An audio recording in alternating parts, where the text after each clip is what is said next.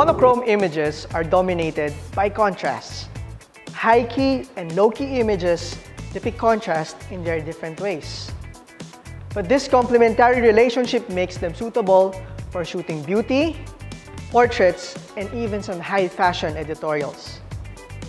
For this episode of Digital Photographer, we will show you how to achieve striking black and white images from both sides of the tonal spectrum, starting from using natural light to multiple strobe heads.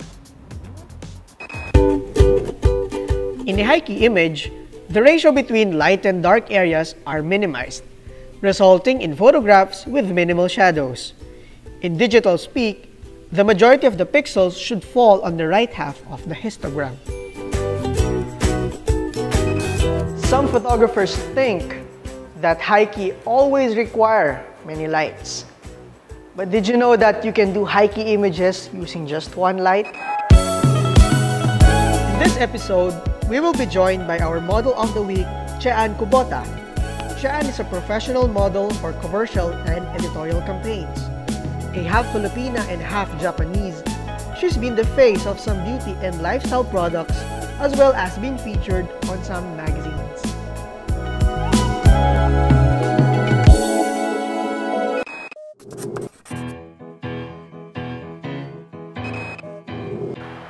So for our first project in our high-key monochrome episode, we do natural light. So the first thing you need to find is a large window or a large door, like for example here in our studio. Number two is a bright wall, a bright colored wall. White will be perfect. Like for example, we have a white wall here in the studio. And number three is you need to prepare a reflector or just a white board. So this is very DIY. Now, for the settings of your camera, do not be afraid to overexpose. Now, for my settings, I am at, let's see, I am at f2.8 and at 1/125, that's my shutter speed, and my ISO at 2000. So for my exposure compensation, right here, I am on +1. Let's give it a try with our model, Chean. Alright, let's go, Chean.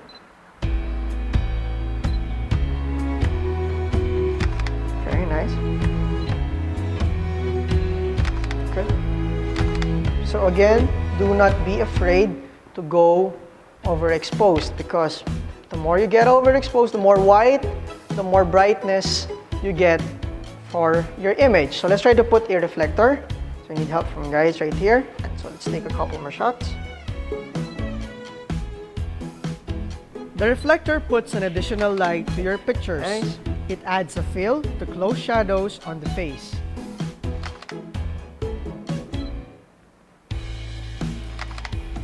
Okay, last one. Right, so that's it. That's how easy high-key for natural light is. Again, large window, a bright wall, and a beautiful model.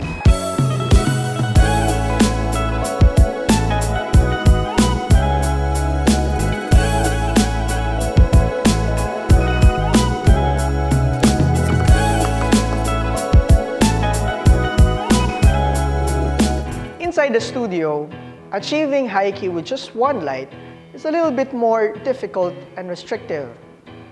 But you have an option. Number one is to put your model near the wall, a white wall, for example, and position your light near the model. So what happens is, as light travels from the face of the model, it will also pass through the wall. So light will bounce from the wall, resulting to a very nice high-key with just one light. So let's give it a shot. Okay, very nice. Good. So far, so good. One light, the model, near the wall. But here's another important element, makeup. What? Makeup? Monochrome? Yes. If you're shooting monochrome, you want to show contrast. So if you have your makeup artist, tell her, put more contrast to the makeup. So to the lips, to the eyes, to the eyebrows. Our high-key monochrome shooting continues after these few messages. Digital photographer will be right back.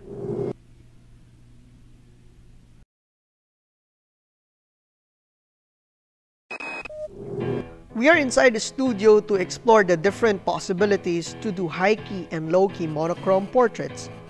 Earlier, we experimented on doing high-key using only the light coming from a window and using one strobe light. The setting is simple, but the result is amazing.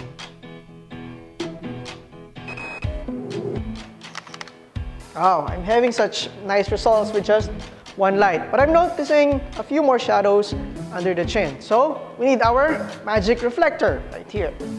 So all you have to do is to place the reflector and tell the model to hold the reflector. Please hold the reflector. Thank you. All right, this is to fill the shadows under her chin. Reflectors are best placed close to your model in order to achieve that washed out look characteristic of a high-key image. You'll only have a limited part of your model to capture, and this makes close-ups the best option to go with when shooting high-key using one light. So there you have it. High-key with just one light.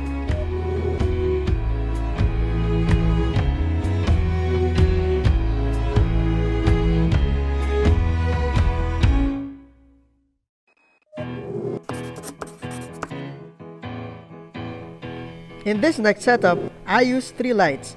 2 as my lights for the background and 1 for the face of the model. I did not use any modifiers for the backlights because I want to have some spill of light to the model. More than anything, the background lights are the most important thing in this kind of situation if you want to achieve a good high-key image. If you do not have these lights, well, you will have a gray background, and that's considered low-key. So the technique here is your background light should be brighter than your subject. So let's shoot!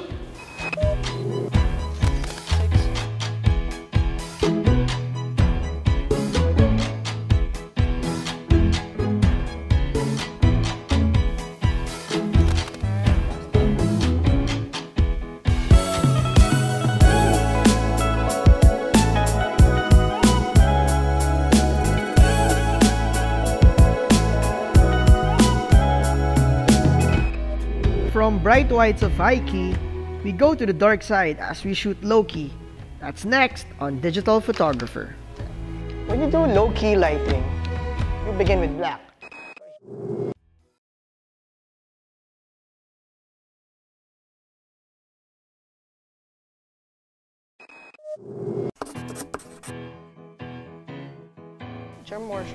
Maybe you've probably guessed already that low-key light is the opposite of high-key light, like the yin to its yang. Well, you're correct. High-key lighting focuses on light tones and whites, while low-key lighting relies on shadows, deep blacks, and darker tones with few whites and middle tones. In high-key lighting, bright whites generally washes out the whole output of the image. This results to less contrast and less shadows. It's the other way around when you do low-key lighting. It begins with black, then you add light. This results to a huge volume of contrast, therefore more drama and a 3D effect. So for this example, we're gonna do a low-key portrait, a dramatic portrait of our model, Gian. Very well said. Get up. Okay, all right. Originating from the Renaissance period, low-key lighting has strong connections to the term chiaroscuro, which was used to describe strong contrasts from dark to light. Renaissance artists originally sketched on dark papers and added light by using white watercolors. As the technique developed, artists painting on canvas would carefully play with the division of light and shadow, which was also called as shading, to give that three-dimensional look to their models.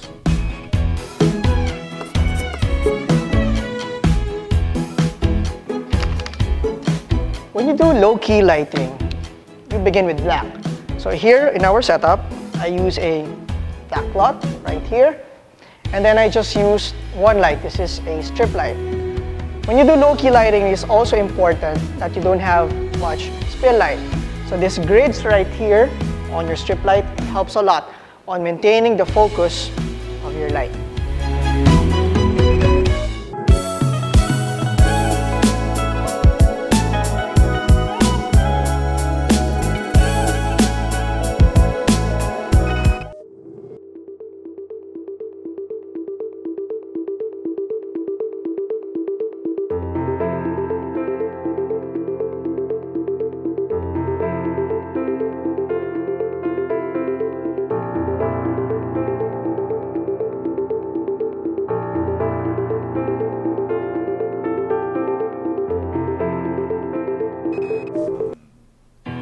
From shooting, we now move on to post-processing as Nick teaches us a workflow on editing your portraits, whether monochrome or colored. Creative Cloud installed on your computer.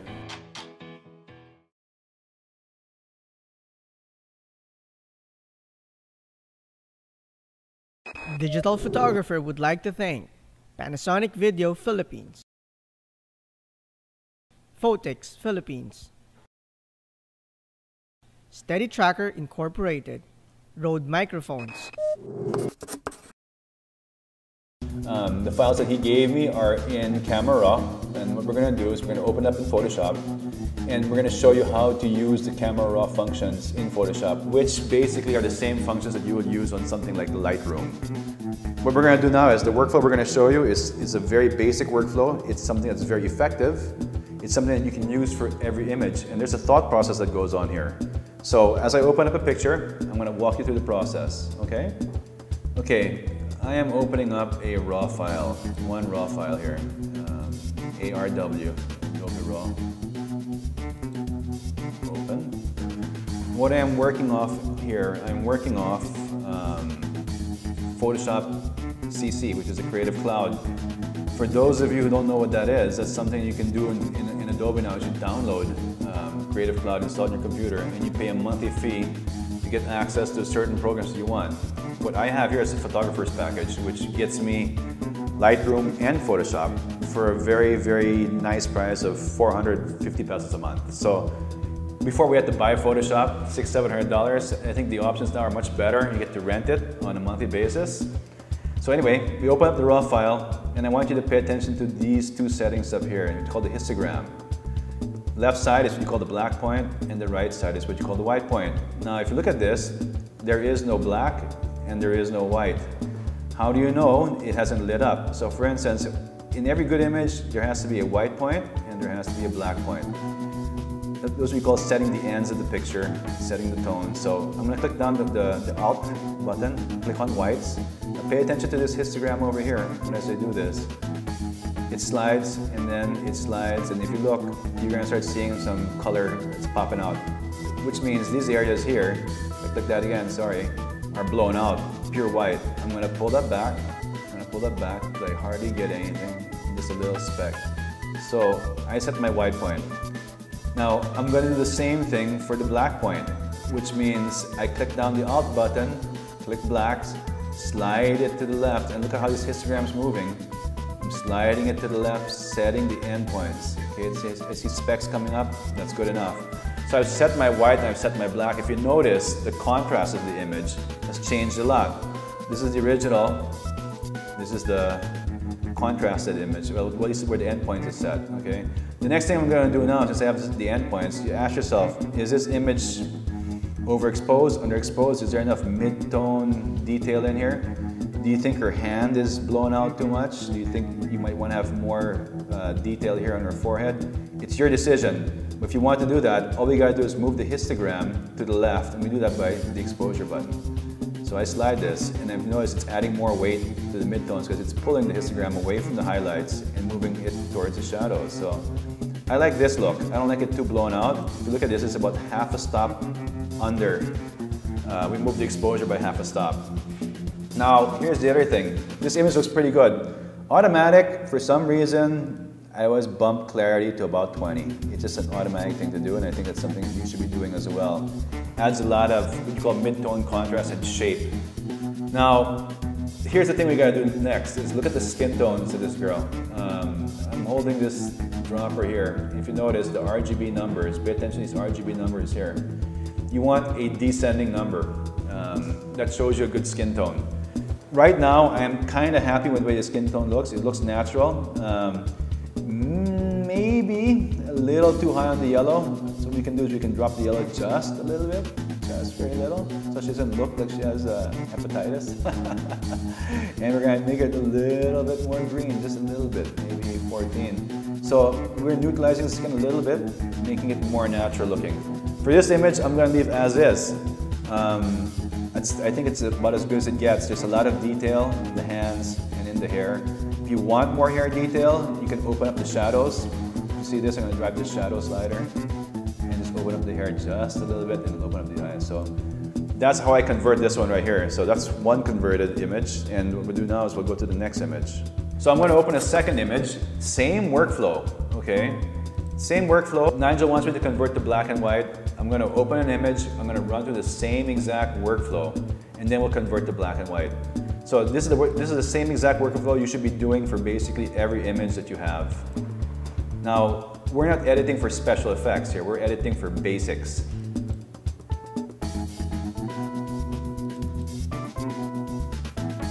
So Nigel said he wants me to convert an image to black and white. I like this. I like the pose of this girl. 2/3 shoulder back, high shoulder. Let's go and run through the workflow. Pay attention up here. No white point, no black point. We're gonna set the whites by going to white. I won't even click Alt. Just pay attention to this right up here.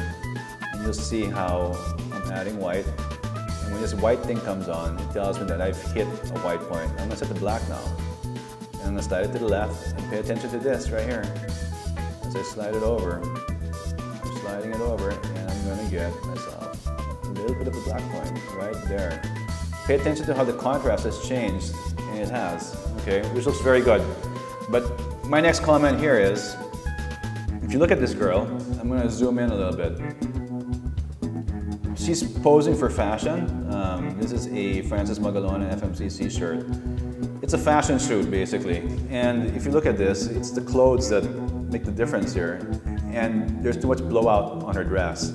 So I would like to slide some of this white, if you look at this up here, to the left, the highlights, and bring back more detail in that shirt. We can do it by sliding this left, and that should add more detail into her shirt. And it does. You can notice, if I pull it back, you can see more of the wrinkles inside the shirt, more in here.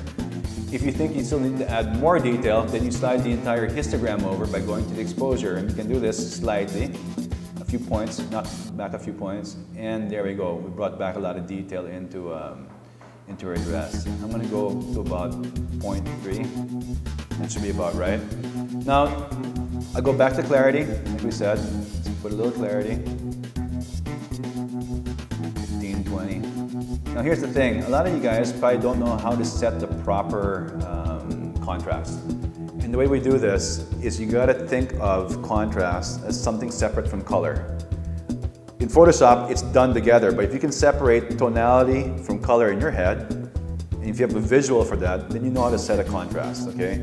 And this is the way we're gonna do this. This image looks, the contrast looks good in this image. We already set the white point, we've set the black point.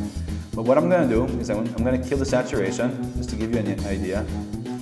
So I've killed the saturation, I've taken color out of the equation, okay?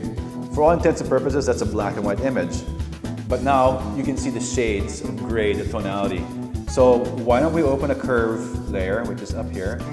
Not curve layer, but the curve function. And I'm going to curve it slightly. I'm going to add more blacks. Okay. And I'm going to add more lights and give it a little bit more contrast. Now, this looks like a very, very good black and white image. So what we did here is we go back to this and I add back the saturation. Add this back to 0. So we went from not knowing what the perfect contrast is to having a visual of no color, just seeing the tone. So you always kill the saturation to 0, work on a curve to get the proper black and white. We're going to zoom in for Nigel. You can take a look, Nigel. I'm going to zoom it in. And pretty girl, 2 things. Is the skin tone correct? I'm going to hold this up here. It's okay, but she looks a little pink. And the reason why she looks pink is because the pink from the shirt is bouncing off into her skin tone. So I actually want to correct that. Now, there's two ways you can do it. You can go to color temperature and just move it and eyeball it, or we can take what you call this white balance dropper here and find a neutral. And you experiment with different locations on the image. If I click the shirt, make this appear white, she turns to blue, so I don't like that. What I want to do is find a neutral and like her hair to be pure black or a neutral gray or whatever it is, right? So I make her hair a neutral color. And if you were to look at this, I go back to something called add shot here in color temperature. I'm going to go back to add shot. 4950 minus 6, too pink. This is bouncing off and giving her too pink, she looks too pale. I take the white dropper tool. If you notice, it goes 5250 minus 13. It took a lot of the pink out and it made her skin more yellow. This looks like a more natural skin tone. And again, look at the numbers. R212, these numbers up here, they're descending. 207, 161, 125. I like the way this image looks. It looks very, very good. And we're gonna leave it at that and we're gonna open it up. So there we go, very simple raw conversion, and this is the way you should be doing most of your images. It's perfect for landscape, portraits, whatever it is, product photography. Set the white, set the black, kill saturation, look for contrast, make a curve, find the best black and white, bring back the saturation, and pay attention to the color afterwards.